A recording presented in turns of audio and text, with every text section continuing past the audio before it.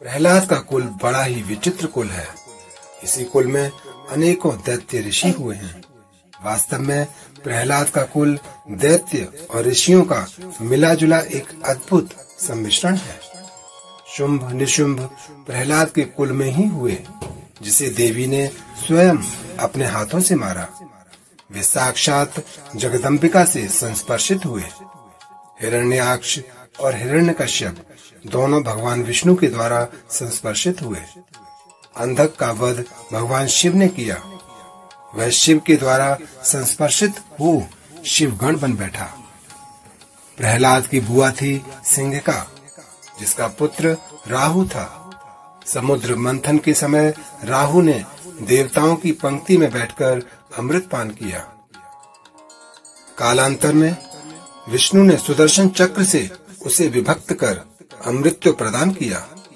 राहु और केतु आज भी जीवित हैं। प्रहलाद तो स्वयं श्री हरि की गोद में बैठे हैं। हिरण्यकश्यप ने प्रहलाद को पढ़ने के लिए गुरुकुल में भेजा। शुक्राचार्य के पुत्रों ने प्रहलाद को दैत्य संस्कृति की शिक्षा एवं दीक्षा प्रदान की। दैत्य संस्कृति का एकमात्र ध्येय था विष्णु द्रोह, परंतु प्रहलाद तो गर्भावस्था में ही नारद मुनि से विष्णु भक्ति ग्रहण कर चुके थे। जब हिरण्यकश्यप घोर तपस्या कर रहा था, तब तपस्या करते करते उसका शरीर पिंजर मात्र बन गया। मांस एवं रक्त पूरी तरह से सूख गए। केवल ब्रह्मरंध्र में प्राण केंद्रित होकर रह गए।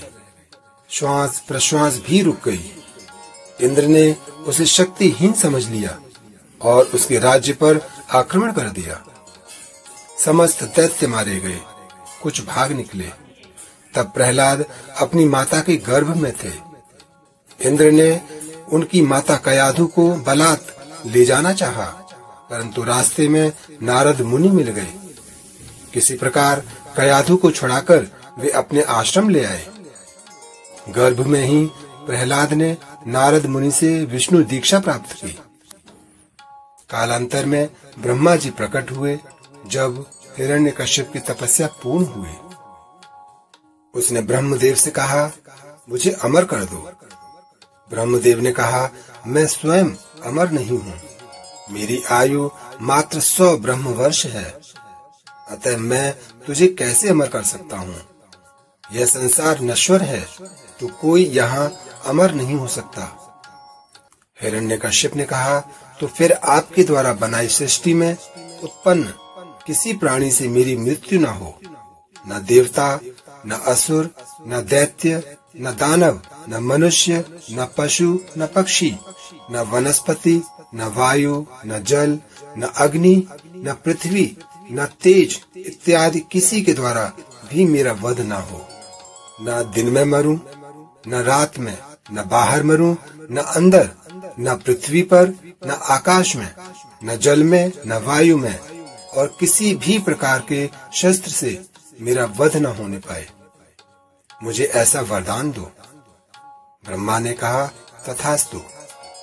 ब्रह्मा से वर प्राप्त कर हिरण्यकश्यप अब और भी उन्मुक्त होकर विष्णु को खोजने लगा। उसका एकमात्र ध्येय था विष्णु की खोज और उनका वध करना।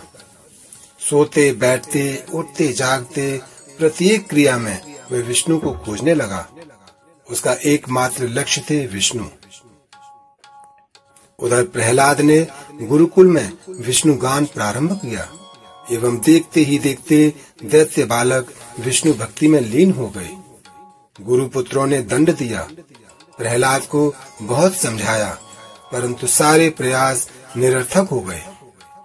भरी राजसभा में प्रहलाद ने विष्णु का गुणगान कर दिया। हिरण्यकश्यप आपा खो बैठा। उसने प्रहलाद को पहाड़ों से धक्का देने का आदेश दे दिया, किंतु भगवान विष्णु ने उसे बचा लिया।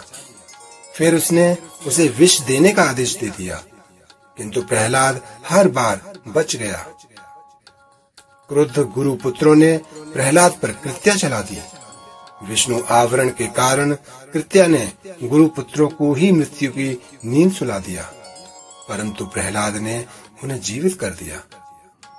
हिरण्यकश्यप ने प्रहलाद को नागपाश से बांधकर समुद्र में डुबा दिया और ऊपर बड़े बड़े शिलाखंड रख दिए, परंतु गरुड़ पर सवार श्री हरि पहुंच गए। गरुड़ ने उसे नागपाश से मुक्त कर दिया। प्रहलाद की अचेत अवस्था जब समाप्त हुई तो सामने श्री हरि विराजमान थे। जैसे ही श्री हरि ने प्रहलाद को अपने हाथों से संस्पर्शित किया, हिरण्यकश्यप के भी समस्त पाप धुल गए। वह भी विष्णु द्रोह से मुक्त हो गया, किंतु कुछ क्षण के लिए। जिस कुल को श्री हरि स्वयं अपने हाथों से संस्पर्शित करते हैं, उस कुल की तो पूर्व की 7 एवं भविष्य की 7 पीढ़ियां स्वतः ही विशुद्ध हो जाती हैं। स्वप्न में भी जिनके दर्शन दुर्लभ हैं, जिन्हें प्राप्त करने के लिए योगी, मुनींद्र इत्यादि नाना प्रकार की आध्यात्मिक क्रियाएं करते हैं, जिनकी प्राप्ति सबका एकमात्र लक्ष्य है, उन्हीं की गोद में आज प्रहलाद बैठे हुए थे, क्योंकि श्रद्धा और विश्वास की आज परीक्षा होनी थी। अतः श्री हरि को आज आना ही पड़ा। एक बार फिर सभा में पुनः हिरण्यकश्यप के सामने प्रहलाद ने विष्णु का गुणगान आरंभ कर दिया। हिरण्यकश्यप प्रचंड क्रोधावेश में आ गया और प्रहलाद से बोला, कहाँ है श्री हरि, बता। प्रहलाद ने सामने स्फटिक के खंभे की ओर संकेत किया। हिरण्यकश्यप ने अपनी गदा से उस खंभे पर प्रहार किया। घोर भैरव नाद होने लगा। अस्त होते हुए सूर्य की आड़ ले श्री विष्णु नीले प्रभा पुंज के रूप में वैकुंठ धाम से सीधे खंभे से प्रकट हो गए। समस्त ब्रह्मांड स्तब्ध हो गया। नदियों की गति मंद पड़ गई। वायु एक क्षण के लिए अति सौम्य हो गई। वृक्षों ने हिलना डुलना बंद कर दिया। पशु पक्षी मनुष्य जड़ हो गए। नरसिंह रूपी महाभैरव ने प्रचंड गर्जन किया और झपटकर हिरण्यकश्यप को जंघा पर पटककर विदीर्ण कर दिया। उसकी अंतड़ियां गले में माला के समान लपेट ली। हृदय को हाथ से मसल दिया। तब न दिन था न रात, गोधूली बेला थी। न शस्त्र थे न अस्त्र, नखों से ही फाड़ डाला। वे न नर थे न पशु, वे तो सिंह और मनुष्य का मिश्रित रूप थे। न महल के अंदर थे न महल के बाहर, चौखट पर मारा। न जल था न वायु न पृथ्वी, वह तो श्री हरि की जंघा पर लेटा था। नरसिंह अवतार ब्रह्मा का सृजन नहीं थे, अपितु स्वयं भू थे। प्रहलाद की स्तुति ही उन्हें शांत कर सकी। उनके भाव प्रदेश में केवल प्रहलाद था, अन्य कोई नहीं। नरसिंह साधना तंत्र क्षेत्र की सबसे महत्वपूर्ण साधना है। जितना शीघ्र परिणाम नरसिंह साधना देती है, उतना कोई अन्य साधना नहीं। शीघ्रता ही नरसिंह साधना का केंद्र बिंदु है। नरसिंह के साथ नरसिंही के रूप में महालक्ष्मी चलती हैं। सभी वैष्णवगण भी नरसिंह रूप धारण कर लेते हैं।